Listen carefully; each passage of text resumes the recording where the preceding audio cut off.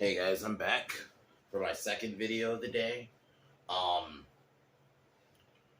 I took a little bit of a break, but I'm back. We're continuing on with the Final Destination movies. We're doing Final Destination 3. This is the roller coaster one. I think this one is one. When I talk about when I've talked to people about Final Destination, this is the one I think most people remember because of the roller coaster scene, which is really good. I, in general, rewatching it, I think this one has a really good story. I think, story-wise anyway. Um, Mary Elizabeth Winstead's great in it. You have, I think the actor's name is Ryan Merriman. And I was like, where do I remember that dude? Then I'm like, oh, he was decorative in Halloween Resurrection. And I thought he was pretty good in this movie. But, basically, kind of like, these movies in general, plot-wise, they kind of essentially the same. I mean, they got to try to stop. She gets a premonition of her friends dying, and then she stops it, but then, saves her friends, and then accident still happens, and death works its way backwards. But the kills I remember in this one, I think, are really brutal. I think I remember thinking, like, I know I've been saying, like, I think some of the later films go a little too over the top with some of the kills. I don't think this one really does. I think some kills there is, but there are, like, the roller coaster one especially. I think some of them are actually really plausible. And, but yeah, I think that the story's pretty good, and it continues it. Well, I kind of feel like, as much as I don't know if I really remember 4 or 5. I've seen 4, but I think the only thing from 4 I remember was the race car scene. But I think 3 kind of could have ended it, honestly. But probably besides the roller coaster scene, the tanning bed scene's pretty brutal. Or the Frankie, I think, was one of the people who also gets killed. He gets killed like a car motor. It's pretty brutal. Like, there's some pretty brutal ones. Like the nail scene. I think Erin, she was like the goth chick in the movie. Her death's pretty brutal. Even Lewis, the fucking jock character, he gets like his head. Some of the deaths in this are pretty gnarly. I'm not gonna lie, pretty gnarly deaths. So that's pretty much what you get from this movie. Nothing more, nothing less. Mary Elizabeth Winstead plays a solid character, along with I'm trying to remember what that character's name was. I think his name was Eric. Not Eric. I'm just gonna say Ryan, his real name. But yeah, overall, fun movie. I would recommend it. If you don't want to watch the other two, I feel like it's a kind of a solid place to end it if you want to have like a trilogy, kind of, even though it's not really a trilogy. But yeah. Okay, now I remember. His name was Kevin. But anyway. And I like the ending. How they kind of leave it ambiguous. Like, they do show you, like, the whole, how it plays out if they were to die, and then it turns out to be a premonition, and then they kind of leave it, like, unknown because they try to stop the train, and then it kind of cuts it. I think that's a solid ending right there. I like the ambiguous ending, even though I like the kind of crazy ending from the second one where the kid blows up. I do like in this one they leave it just, it's ambiguous. You don't know. So I'm always cool with ambiguous endings if done right. So, but as usual, take a quick shot.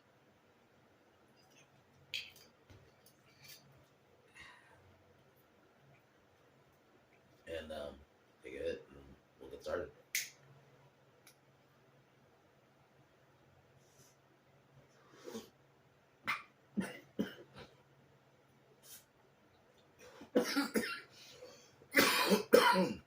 The movie opens up. We meet our main character, Wendy. It kind of gets started pretty quick. Like, we're already at the fair. We meet Jason, her boyfriend, and Kevin, and his girlfriend Cassie, and Ashley, and I don't remember the other girl's name, but they're like these I guess you can say bimbos. Couldn't think of another word for it, but So basically, kind of the same MO. At least these movies, though, I can't fully hate if a movie has the same formula because I'm a Friday the 13th fan. And let's be honest, those like first, I would almost say 8 films, honestly, are pretty much the same. Especially for Too Hot.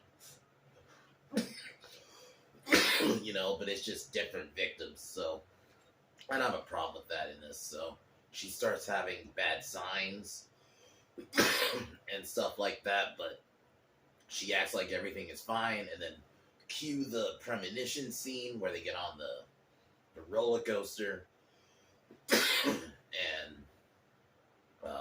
it goes wrong. And I like how in these movies, I always love the setup.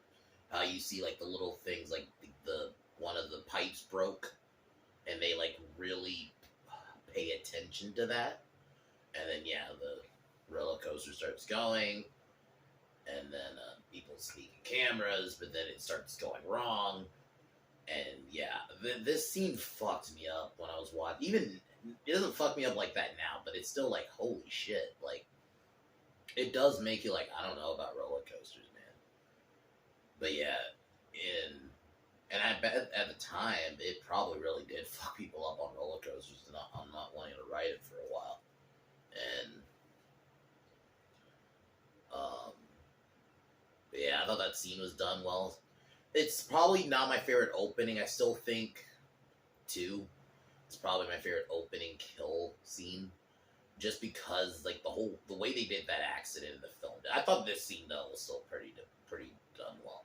Then it goes back to regular, and then it starts to play out. She freaks out, and we get a fight between I think Jason and Lewis. He's like the asshole jock character. So they fight, and then security takes him out, and then it happens, and then Wendy starts kind of sulking for a bit, and Kevin tells her about Flight 180. So basically, at this point, it's kind of loosely tied, where they'll reference the events of the previous movie, but then it goes on its own.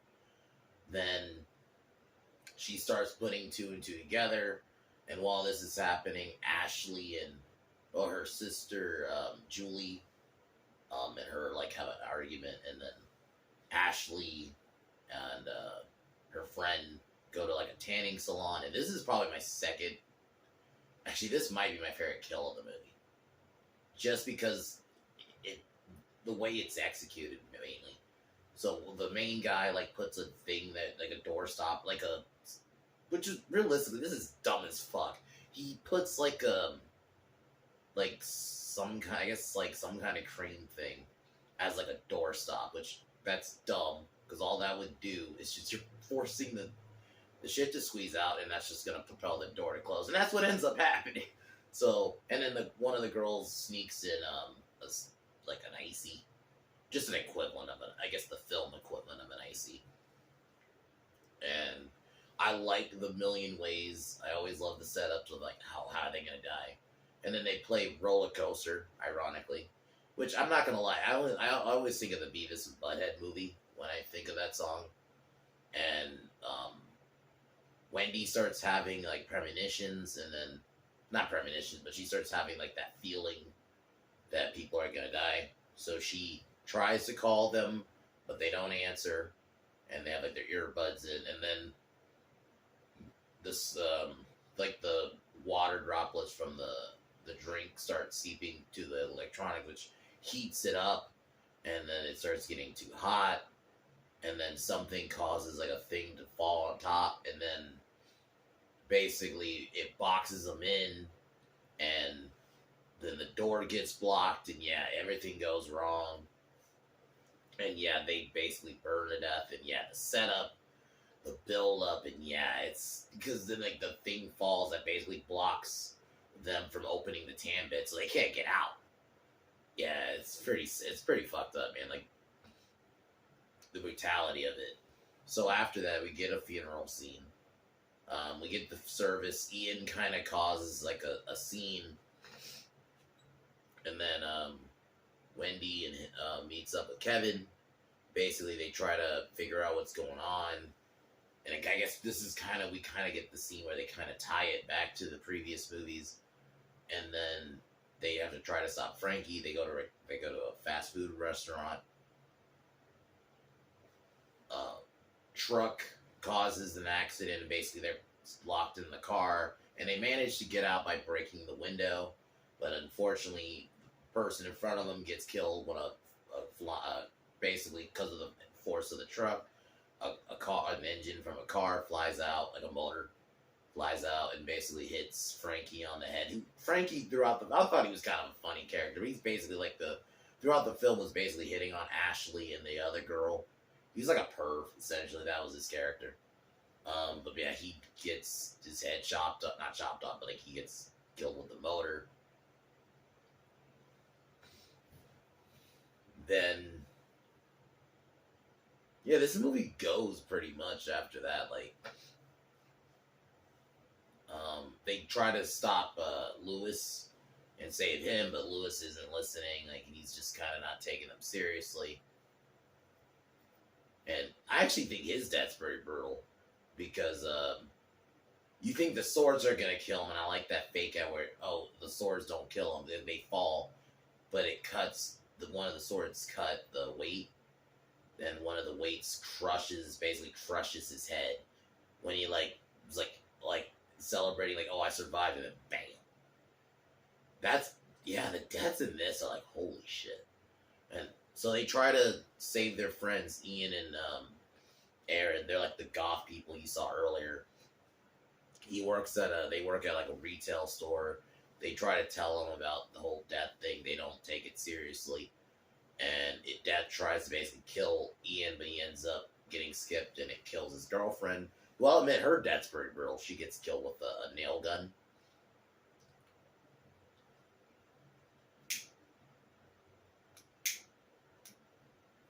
So they're trying to figure out who's going to die next. And they think it's her sister.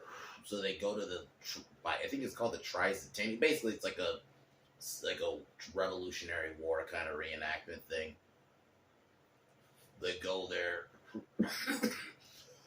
Her sister nearly gets killed when she gets basically dragged around by a horse that went crazy. But then a flagpole gets something gets like a flagpole causing it to fly, and it ends up killing Julia's friend, and her death's pretty brutal too.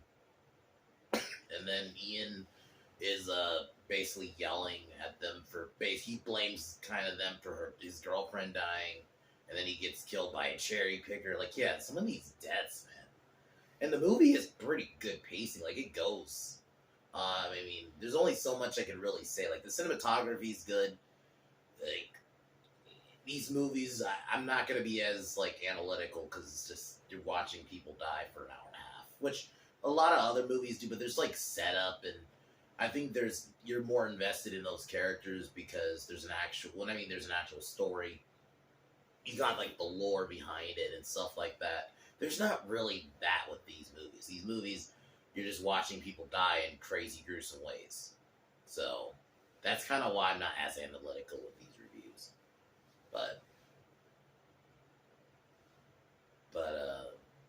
So, we have a time jump 5 months later. On a train, Wendy meets her sister, and then she ends up seeing Kevin on the bus. And then we have a scenario where they die, like a premonition where they die on the train. And so then we kind of go back, which I thought that death was done pretty well. I think the deaths in this, which I'll get to more when I get done with the story explanation. So after that, they try to stop it, and then they kind of end it there. I like the whole ambiguous ending. So we don't know if the train actually crashed. So you don't even actually hear any noise. It just kind of ends with you hear them trying to stop it. We don't actually hear the train crashing. So I like that it's left to interpretation. So I actually think that's kind of cool. But overall, I really enjoyed this one. I think I would recommend it like I mentioned, if you don't want to watch the fourth one, this one has like a way. If the way it ends, it does like you can kind of end it here. I think Mary Elizabeth Winstead is really good in this. I watching this, even though this came out like 2006. I would love if she did more horror because even in like 10 Cloverfield Lane, it's like I really think she can thrive in horror. So I would not mind if she did more horror stuff. I thought the guy who played Ryan Merriman, I think I could be getting his name wrong. I thought he did pretty good in this. Like most of the actors did their role really well, even though you're not really watching these movies for characters. But these characters do their role well. The kills, holy shit, they actually are really realistic. The more I think about it, like they didn't go too over the top. I think it's 4 and 5 where they go a bit crazy, like. So I think this one they kind of maintain that like realism a little bit. Like some scenes a bit okay, like, but the roller coaster death is like probably what this film's mainly known for. And the tanning bed one. The tanning bed one is brutal. When they're locked in and they're screaming, they can't even get out. Like that part of it is like fucked up. And then you got the guy locked out of the door, even though that was stupid as fuck to use. I don't know why he thought that was gonna work, but anyway. But overall, it's just a fun movie. Like, if you like these movies, I would say watch this one. So, I haven't watched 4 in a while. I only really remember the race. I think the race car death is what I mainly remember from this one. It was the whole racetrack. So, we'll see. But, other than that, I'm having fun with these movies. These movies are just simple. They know what they are. And, yeah. Tomorrow, like I mentioned, I will be doing my fixing of Jurassic World Dominion and my updated ranking, which I probably, if I have time, I will do in the morning. Or I'll do it like, kind of how I did this, where I do them back to back. But, we'll see. But yeah, man, I'm going to go up on, this will be a side point about Jurassic World Dominion. It'll be related to the video. Is I really enjoyed it, but not really enjoyed it, but there's some stuff I like in it, so it's not gonna be a fixing where I'm gonna completely change the story. I think there's gonna be elements I'm keeping, but I gotta cut out some bloat, and I think that's what this movie really had, was some bloat. So I'll be talking about that more tomorrow, but as usual, I'm gonna take my hit, and peace out.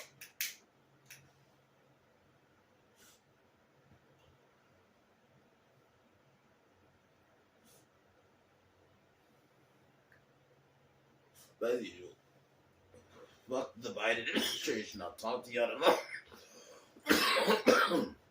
I'll talk to you tomorrow. Peace.